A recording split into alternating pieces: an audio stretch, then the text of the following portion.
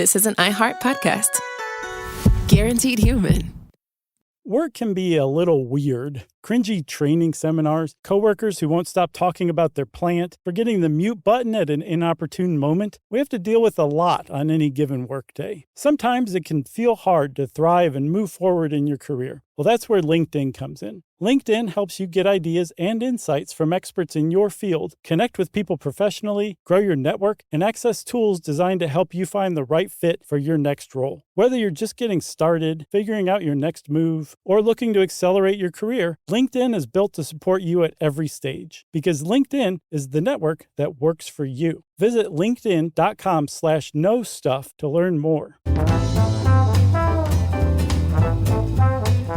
Hi, and welcome to The Short Stuff. I should say Merry Christmas and welcome to The Short Stuff, everybody, because this episode comes out on December 25th, which, as many people know, is Christmas Day. That's right. And it's a rare Christmas short stuff where we also have to issue a warning for kids listening that the story, while beautiful and lovely, takes a very dark turn as yet another maritime disaster episode. Yeah, I mean, I guess I had second thoughts about this, but reading over it again, I'm like, no, this is a good Christmas story. Yeah, this was so funny to me. I just have to tell everyone, when Josh sent it, I thought he was sending it as a joke of like, hey, here's a Christmas thing, because I had already given him a hard time about all the maritime disaster episodes we do. Mm-hmm. And here was another one, and you're like, do we do a lot of those? I was like, are you kidding me? I still couldn't tell. Yeah, no, I forgot about that Orang Medan and Mystery of the Sarah Joe 2 for in I think 2 weeks in a row or something. Yeah, but hey, this one is about the death of Captain Santa. Yeah, so just ring some jingle bells for this maritime disaster and it'll differentiate it from the others, right? Yeah, this one has a very cool story around it, though, because in Chicago around the turn of the last century, they did a very cool thing wherein if you needed a Christmas tree, you could head down to the Chicago River and you could go aboard a real sailing ship loaded with Christmas lights and Christmas trees, like a little temporary Christmas tree lot to pick out your tree. Yeah. And if you were down on your luck at the time and you went to a particular schooner, the Rouse Simmons, you would probably meet the captain. He was nicknamed Captain Santa. And he would, if he found out that you were down on your luck, he would probably give you one of the Christmas trees free of charge. Pretty great. Yeah. So the reason that this was already a thing, this is the late 19th century. By this time, the Germans had been decorating Christmas trees for a very long time. But it wasn't until Queen Victoria's husband, Prince Albert, who was from Germany, introduced it to England and it spread to America. So people wanted Christmas trees by this time pretty badly. Mm-hmm. And it was hard to come by in Chicago. Not a lot of forests in Chicago. So sailors who sailed schooners, or captains who sailed schooners, which are large masted ships used for shipping cargo, would sail from northern Michigan, from Wisconsin, with literal boatloads of Christmas trees and show up at the Clark Street docks in Chicago, string up some lights on their boat and just say, come on aboard and pick out your tree. That's right. It's a pretty wonderful tradition. Yeah. Captain Santa was born one Herman Scheunemann, nice. Obviously German, and somewhere probably around 1865. And he was second in line in the family business. His brother August would also do this along Lake Michigan, sell trees from the schooner. But Captain Santa was not a rich man. He only owned 1/8 share of the Rouse Simmons.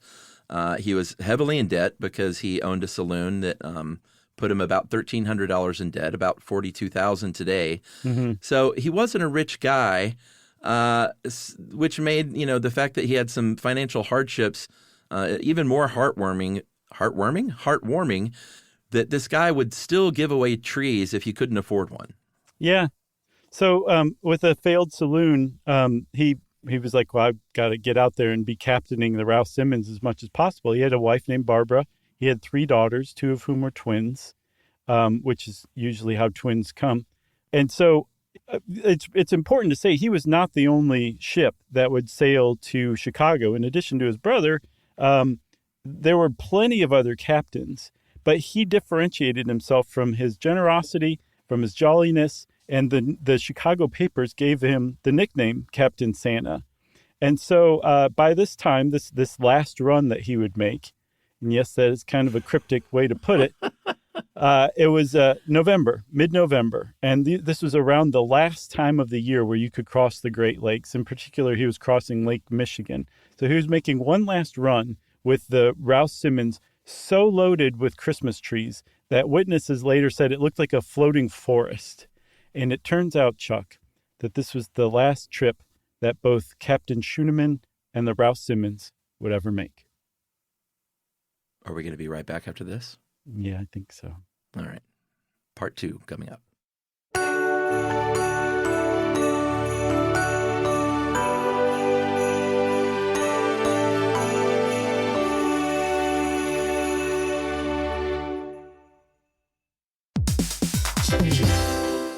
You might know Michelin for its tires, or maybe even its stars, but there's so much more to the story. Michelin isn't just a tire company, it's an innovation company. From connected mobility solutions to high-tech materials, innovation fuels everything Michelin does. That's right, and in 2025, Michelin was recognized as a most innovative company in automotive by Fast Company. It's all part of a big picture vision Michelin calls Michelin in Motion, putting a vision of innovation at the heart of everything it does. Yeah, and get this, Michelin's going way beyond tires. Michelin isn't just making better tires, they're helping build a better future. Why this innovation matters? Well, Michelin is taking on one of the toughest mobility challenges out there, space. Michelin is developing an airless wheel for lunar exploration. Wow. The Michelin Lunar Airless Wheel was named Concept of the Year, recognizing Michelin's technological expertise in the most extreme environments at the 2026 Tire Technology Expo. That's right, and you can learn more at www.michelinman.com/y-Michelin/innovation.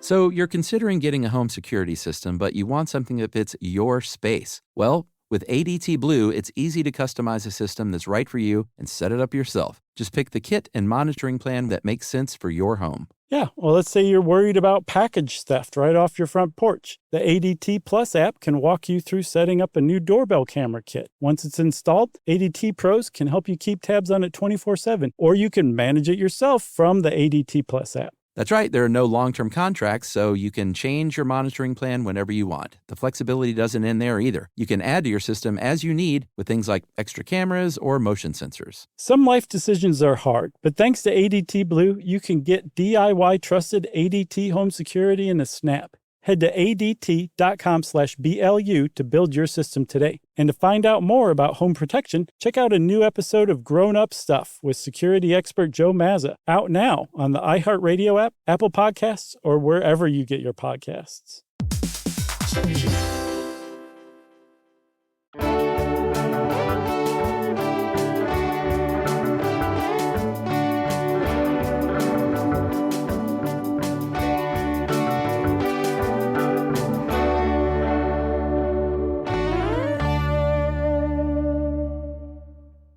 Okay, we're back. We're somber. The Christmas joy has now been replaced by yet another maritime disaster. Because after they set sail on November 22nd, 1912, heavily loaded with 3,000 to 5,000 Christmas trees, a floating forest, as you said, things went bad. They knew things could go bad because August, that older brother that we talked about, he actually already had died in a ship loaded with Christmas trees, not too long before, I believe about 14 years earlier, November 1898. Devastated the family, obviously, but Herman marched on. The schooner was spotted by a life-saving station at Kewaunee, Wisconsin. Had its flag at half-mast, which means I need help. Their motorboat was the only vessel that could make it in the storm, but it was on the lake already doing something, out of touch. So by the time they got in touch with the station at Two Rivers and got their motorboat out, it was too late. That boat was gone. Yeah, it was only 20 minutes that had passed, but by the time that motorboat from Two Rivers made it out there, they were like, we couldn't see it. I mean, it was dark, and this was in the afternoon, but it was so dark and the snow was so heavy and the mist was so thick that they were like, it's not there.